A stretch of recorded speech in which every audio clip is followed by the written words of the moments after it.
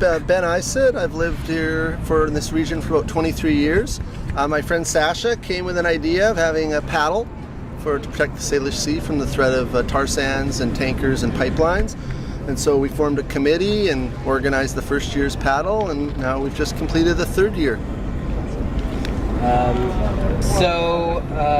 Maybe a little bit more on the background of how you got involved with the Salish Sea area, just the greater area. I started volunteering on social justice causes, stuff relating to poverty, worker rights, anti-racism, peace. And out of that got more involved in the environmental movement, and sort of now realizing that the struggle for social justice and the struggle for ecological stewardship go hand in hand. And so that's the framework that I approach a range of issues in. So I would say, what do you think is the community's role in creating educational institutions like Turning the Tide? Sure, I think we all have a role to play in the project of social change and social justice and ecological stewardship. And so encouraging or ensuring that people of all ages have a way to participate, learn about the issues, learn about the process of social change is very important. So that's with Turning the Tide, we've consciously made it intergenerational so that everyone from young children to senior citizens can work together in an open and respectful environment where everyone's learning, improving their skills, sharing ideas, sharing what they know, and building collective capacity to make social change. So what connections do you think Turning the Tide has with kind of other grassroots organizations around the Salish Sea? Well, I think our objectives are aligned with those of a number of environmental organizations: Sierra Club, Wilderness Committee, Dogwood Initiative, even the T-Buck Suzuki Foundation, the Georgia Strait Alliance. The Social Environmental Alliance is the sponsor organization of Turning the Tide, and so that broader objective of system change and moving from a profit system to more of a stewardship system where we strengthen relationships between people and relationships between people and the ecological systems that sustain life. I think there's a lot of alignment, also alignment with the objectives and aspirations of First Nations and also all the coastal communities surrounding and within the Salish Sea. All right, last question.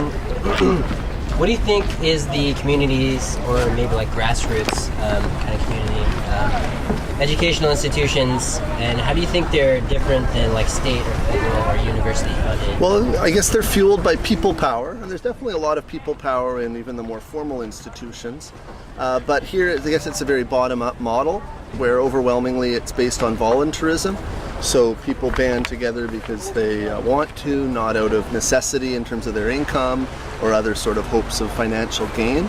And so because we're brought together voluntarily, I think there is that sort of, that strong grassroots component of sort of working together, working with the tools and the resources at our disposal, making it accessible and open to everyone, avoiding sort of too much bureaucracy and too much sort of hierarchy and I guess institutional structures that can inhibit creativity and inclusivity and also innovation. So when your bureaucracies have a tendency to get entrenched and in the systems and procedures that have developed over decades or even sometimes over centuries.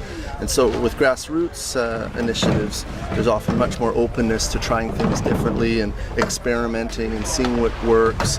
And because there's kind of less at stake financially and kind of less skin in the game, you can be more fluid and more flexible and more open to shifting course as the circumstances require. Cool. Maybe just as like a closing, what's your favorite thing about living in the Salish Sea? I guess how spectacularly beautiful it is and just the nature. Yeah, it's my sanctuary.